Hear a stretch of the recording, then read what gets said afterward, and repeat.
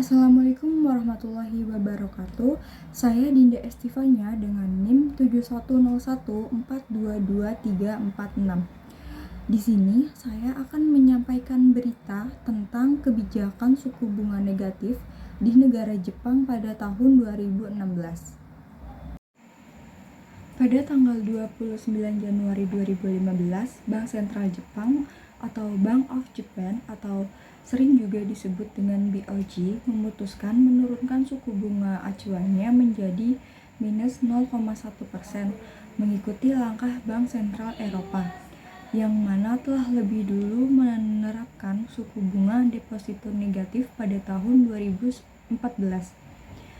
Menurut pandangan umum, suku bunga negatif ini berarti nasabah yang menyimpan uangnya di bank bukannya mendapatkan bunga, justru nasabah itu diharuskan untuk membayar. Begitu pula dengan lembaga keuangan yang menaruh uangnya di bank sentral. Sistem suku bunga negatif Jepang yang akan berlaku pada 16 Februari 2016 ini akan mengenakan suku bunga minus 0,1% terhadap dana yang disimpan lembaga keuangan pada bank sentral. Namun, tidak semua dana dikenakan bunga negatif. Bunga negatif ini hanya akan dikenakan terhadap kelebihan dana pada basic balance atau macro add-on balance. Bisa dilihat pada tabel pengenaan bunga terhadap dana yang disimpan di Bank of Japan. Sebelum Jepang menerapkan suku bunga negatif, beberapa negara di dunia juga telah menganut kebijakan ini. Di antaranya ada Swiss, Swedia, Denmark, serta Uni Eropa. Bank Sentral Eropa menurunkan suku bunga deposito menjadi minus 0,1% pertama kali pada Juni tahun 2014 dan terakhir pada Desember tahun 2015 lalu menjadi minus 0,3%.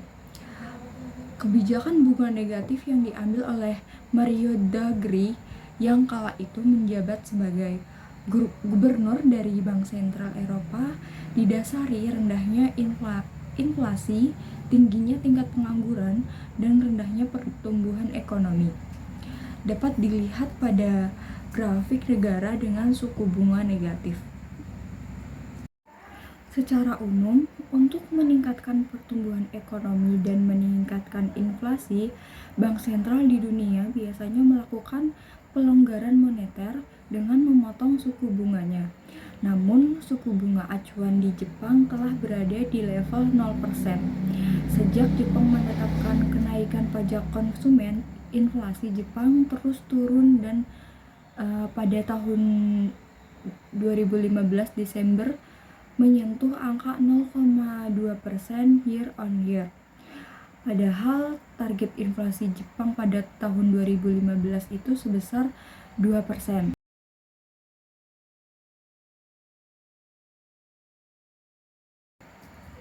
Selain masalah deflasi, Jepang juga berkutat dengan pertumbuhan ekonomi. Perekonomian Jepang pernah mencatat pertumbuhan negatif pada kuartal 1 2015. Sedangkan pada kuartal 3 2015 pertumbuhan ekonomi Jepang itu naik tipis 1,6% year on year. Pemerintah Jepang menyiratkan pertumbuhan ekonomi pada Desember 2015 akan melemah sehingga memicu Bank Sentral Jepang mengambil langkah ini.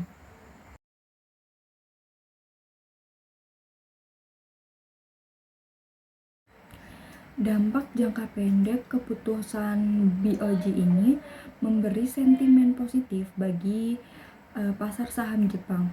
Bursa saham Jepang langsung melonjak dan nilai tukar yen terhadap dolar Amerika Serikat itu langsung turun. Namun menurut Macquarie dalam laporan risetnya, kebijakan bank sentral dengan suku bunga negatif dan kuantitatif easing itu belum terbukti dapat mengatasi masalah perekonomian seperti inflasi dan juga pertumbuhan ekonomi. Meskipun pelonggaran moneter tersebut akan membuat mata uang menjadi lebih murah yang dapat membantu pertumbuhan ekonomi. Jana Ranbo dari Bloomberg ini menulis secara teori suku bunga negatif dapat mengurangi bunga pinjaman dan meningkatkan permintaan akan kredit ataupun pinjaman. Namun, pada praktiknya ada risiko bahwa kebijakan ini malah akan berbahaya. Nasabah akan lebih memilih menyimpan uangnya di rumah daripada di bank, yang mana akan dapat mengakibatkan bank kekurangan likuiditas. Janet Yellen pada tahun 2013 juga pernah menyebutkan bahwa kebijakan suku bunga nol akan berdampak bagi pasar uang karena mengganggu pendapatan lembaga keuangan ataupun bank. Selain itu juga ada risiko perang mata uang, di mana negara berlomba-lomba untuk melemahkan mata uangnya demi mengejar pertumbuhan seperti yang dikemukakan oleh ekonom Deutsche Bank. Setelah sekian lama, Bank Sentral Jepang ini resmi mengakhiri kebijakan suku bunga negatif dan berbagai kebijakan tidak biasanya pada tanggal 18 Maret 2024. Kebijakan suku bunga negatif ini sudah terlaksana selama 8 tahun terakhir. Perubahan ini dinilai bersejarah karena BOJ selama satu dekade terakhir ini fokus untuk meningkatkan pertumbuhan ekonomi melalui stimulus moneter besar-besaran. Keputusan tersebut membuat Bank Sentral Jepang ini menjadi bank sentral terakhir di dunia yang menetapkan kebijakan suku bunga negatif. Hal ini menandai berakhirnya era metode mendorong pertumbuhan ekonomi lewat uang murah dan alat moneter non-konvensional. Dalam keputusan yang sudah diperkirakan banyak pihak, Bank Sentral Jepang ini membatalkan kebijakan penerapan biaya 0,1% pada sejumlah lembaga keuangan yang memiliki kelebihan cadangan uang. Kebijakan itu sudah diterapkan sejak tahun 2016. Sebagai gantinya, Bank Sentral Jepang ini menerapkan suku bunga overnight call sebagai kebijakan suku bunga terbaru. Bank Sentral Jepang juga meninggalkan kebijakan pengendalian kurva imbal hasil atau yield curve control yang sudah ditetapkan sejak tahun 2016. Kebijakan pengendalian kurva imbal hasil ini membatasi suku bunga panjang berkisar di angka 0. Namun, dalam pernyataan resminya, Bank Sentral Jepang ini mengatakan pihaknya akan terus membeli obligasi pemerintah seperti yang sudah dilakukan sebelumnya dan akan meningkatkan jumlah pembelian jika imbal hasil meningkat dengan cepat. Di sisi lain, Bank Sentral Jepang juga memutuskan untuk menghentikan pembelian aset beresiko seperti dana yang diperdagangkan di bursa dan dana investasi real estate di Jepang. Dengan inflasi Jepang yang telah melampaui target Bank Sentral Jepang sebesar 2% selama 2 tahun terakhir, banyak pelaku pasar memperkirakan kebijakan suku bunga negatif ini akan berakhir pada Maret ataupun April tahun 2024. Selain itu, sebagai tanda kenaikan suku bunga di masa depan akan bersifat moderat, Bank Sentral Jepang ini mengatakan kondisi keuangan yang akomodatif akan dipertahankan untuk saat ini. Meskipun langkah tersebut adalah kenaikan suku bunga pertama di Jepang dalam 17 tahun terakhir. Sejumlah analisis memperkirakan suku bunga Jepang ini bakal tetap berkisar di angka 0.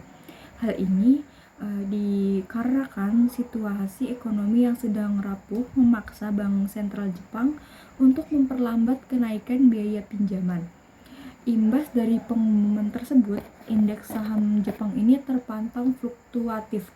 Nilai mata uang yen melemah hingga 150 per dolar Amerika Serikat. Situasi ini terjadi karena mayoritas investor memperkirakan perbedaan suku bunga antara Jepang dan Amerika Serikat itu tidak akan terlalu menyempit, taruhannya tinggi. Lonjakan imbal hasil obligasi bakal meningkatkan biaya pendanaan utang publik Jepang yang sudah sangat besar. Jumlahnya itu berukuran 2 kali lipat perekonomiannya dan merupakan yang terbesar di antara negara-negara maju. Mungkin cukup sekian berita yang dapat saya sampaikan, kurang lebihnya mohon maaf. Terima kasih. Wassalamualaikum warahmatullahi wabarakatuh.